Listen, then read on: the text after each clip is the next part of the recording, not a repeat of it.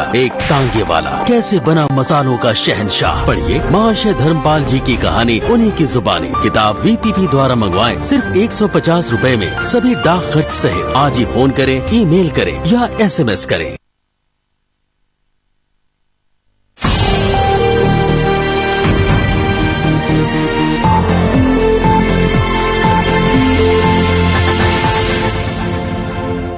नमस्कार, आमने सामने न्यूज में आपका स्वागत है। मैं हूं दीप्ति थापा। नजर आज की हेडलाइंस पर। राज ठाकरे और बीजेपी की दोस्ती शिवसेना को मंजूर नहीं। औरंगाबाद में गरजे राहुल, भाजपा से कहा गीता से ज्ञान ले। कांग्रेस चुनाव कमेटी की अहम बैठक खत्म, लोकसभा चुनाव की 90 सीटों पर फैसला। गठबंधन को लेकर बीजेपी ने भी ली चुटकी, कहा कांग्रेस में शामिल होकर कोई भी दल अपने वजूद को खतरे में डालने से बचेगा। अपने चुनाव प्रचार को बढ़ाते हुए कांग्रेस के युवराज राहुल गांधी औरंगाबाद पहुंचे, जहां उन्होंने भाजपा को गीता से ज्ञान लेने की बात कही। देखिए रिपोर्ट। औरंगाबाद में अपनी रैली को संबोधित करते हुए राहुल गांधी ने भाजपा के शेर नरेंद्र मोदी पर जमकर निशाना साधा। उन्होंने कहा भाजपा एक व्यक्ति के हाथों में अधिकार सौंपना चाहती है। उन्होंने जोर देते हुए कहा उनकी पार्टी भाजपा को उसी प्रकार बाहर कर देगी जिस प्रकार उसने अंग्रेजों को बाहर भगाया था। से अंग्रेजों को वापस भेजा, उसी प्रकार से कांग्रेस पार्टी बीजेपी को प्यार से वापस भेजेगी। राहुल ने कहा भाजपा नेता अपने को हिंदू कहते हैं, लेकिन उन्होंने गीता नहीं पढ़ी। अगर वे इसे पढ़ते तो वे महसूस करते कि कांग्रेस पार्टी सिर्फ एक संगठन नहीं बल्कि एक विचारधारा जो है हमारी, ये सिर्फ एक संगठन नहीं है, ये एक सोच है। और ये सोच आप सबके दिल के अंदर है, हिंदुस्तान के हर व्यक्ति के दिल के अंदर। और ये सोच क्या है?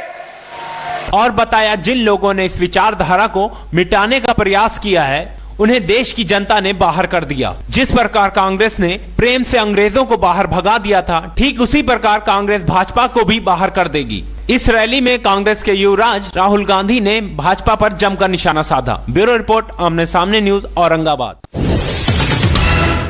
महाराष्ट्र में दो भाइयों के बीच फंसी भारतीय जनता पार्टी, जहां बीजेपी चाहती थी महाराष्ट्र में वोटों का बंटवारा ना हो, इसलिए वो शिवसेना और राज ठाकरे को गठबंधन में शामिल करने की कोशिश कर रही है। देखिए रिपोर्ट।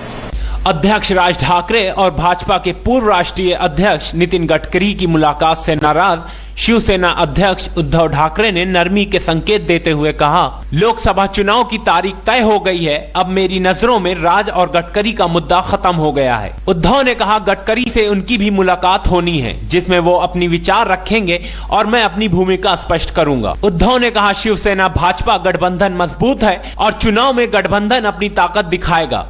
वहीं दूसरी ओर राज और गडकरी की मुलाकात से नाराज उद्धव ने गठबंधन तोड़ने की धमकी दे दी थी। इसके साथ ही शिवसेना नेता और गठबंधन के अन्य दलों के नेताओं ने साफ कर दिया था कि गठबंधन में मनसे के लिए कोई जगह नहीं है। इससे परेशान भाजपा ने राज के मामले से खुद को पीछे कर लिया है। शिवसेना का भाजपा नेता गडकरी पर हमला थमा नहीं। बुधवार को शिवसेना के मुख्य पत्र सामना ने अपने संपादकीय में राज और गडकरी पर तीखे प्रहार किए। भविष्य तो समय ही बता देगा, भविष्य में आएंगे नहीं आएंगे वो समय ही बता देगा, लेकिन आज उनकी आवश्यकता है। और आदरणीय शिवसेना प्रमुख बालासाहेब ठाकरे जी की अंतिम इच्छा थी कि उद्धव जी और राज दो एक हो जाए और उसमें मराठी लोगों की भी ताकत बढ़ सकते हैं, हिंदू लोगों की बात बढ़ सकते हैं। ये मराठी आदमी के हित के लिए और पक्ष के हित के लिए जो भी निर्णय होगा राज साहब जल्दी खुद ही उसके बारे में अनाउंस किए। इसमें गडकरी को सौदागर और राज को बिना चढ़ावा लेने वाला सत्यनारायण बताया। वहीं आगामी चुनाव पास आने पर दोनों पार्टियों में खलबली सी मच गई है। ब्यूरो रिपोर्ट, आमने सामने न्यूज, औरंगाबाद। अब कुछ ब्रेक के बाद देखेंगे कुछ अन्य खबरें, तब तक देखते रहिए आमने सामने न्यूज। पॉलिटिक्स, क्राइम, स्पोर्ट्स, अगर इन खबरों पे है आपकी बारीक नजर, आपकी आवाज भी कर सकती है असर। बढ़ाएं अपनी आवाज का दायरा, बने आमने सामने न्यूज का हिस्सा। ब्रेक के बाद एक बार फिर आपका स्वागत है। उत्तर प्रदेश के मुख्यमंत्री अखिलेश यादव ने कन्नौज में कई परियोजनाओं का शिलान्यास किया। साथ ही साथ अखिलेश आगामी चुनाव में अपनी पत्नी डिंपल यादव को कन्नौज से चुनाव लड़ाने की तैयारी कर रहे हैं। उत्तर प्रदेश के मुख्यमंत्री अखिलेश यादव ने यूपी के जनपद कन्नौज में कई परियोजनाओं का शिलान्यास किया। इस कार्यक्रम के दौरान मुख्यमंत्री ने कुल 60 परियोजनाओं का लोकार्पण किया। साथ ही साथ वे कन्नौज में कई लाख रुपए की लागत से बने लोक निर्माण विभाग, मंडी समिति, सिंचाई समिति और कई विभाग की कुल 33 परियोजनाओं का लोकार्पण करेंगे। वहीं इस बार मुख्यमंत्री अखिलेश यादव कन्नौज से आगामी चुनाव में अपनी पत्नी डिम्पल यादव को उतारने की तैयारी कर रहे हैं।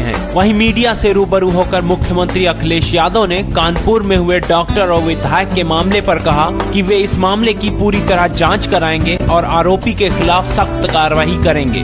कई जाने जा चुकी है। देखिए, जो घटना हुई है, हमारी अपील होगी कि जो संबंधित अधिकारी और संबंधित लोग हैं उनके बीच में ही बातचीत हुई थी। मैं समझता हूँ जो डॉक्टर्स की जिम्मेदारी सबसे बड़ी ये है कि कोई भी जो तकलीफ में है उसकी जान न जाए। ब्यूरो रिपोर्ट, आमने सामने न्यूज, कन्नौज। कुछ ही दिन पहले बेमौसम बारिश और ओलों की वजह से किसानों की फसल नष्ट हो गई थी, तो वही एक बार फिर राजस्थान मांदरगढ़ में मौसमी और संतरे की बगीचों में फफूंद और रोग कीटाणु लग जाने से किसान काफी परेशान दिखे। जहां पिछले दिनों बेमौसम बारिश और ओले की वजह से किसानों की फसलें नष्ट हो गई थीं, तो वहीं एक बार फिर संतरे और मौसमी की खेती करने वाले किसानों की मेहनत नष्ट होती दिख रही है, क्योंकि मौसमी और संतरे की पत्तियों में फफूंद और रोग के कीटाणु लग गए हैं, जिसको लेकर किसान बहुत परेशान हैं।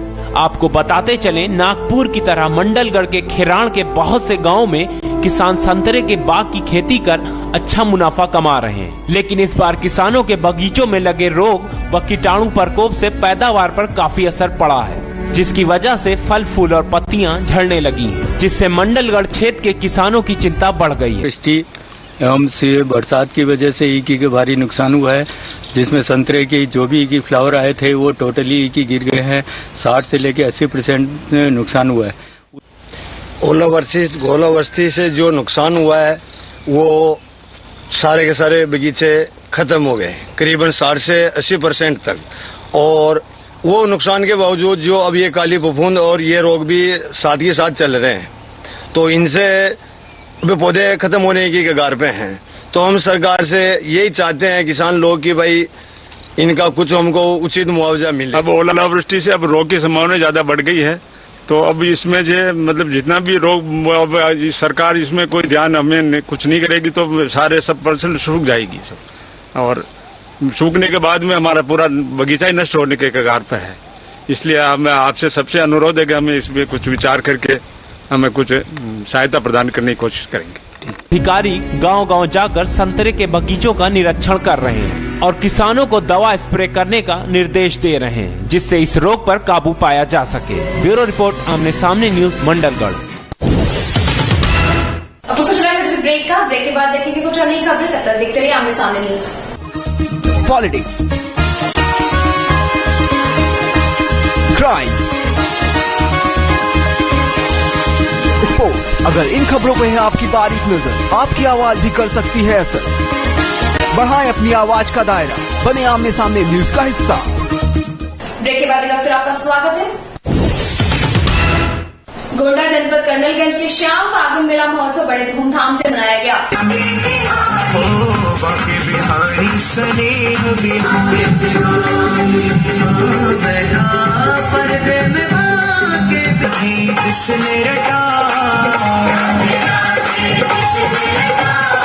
इस अवसर पर भव्य दरबार में आलोकी श्रृंगार के साथ साथ 56 भोग का भेंट भी चढ़ाया गया।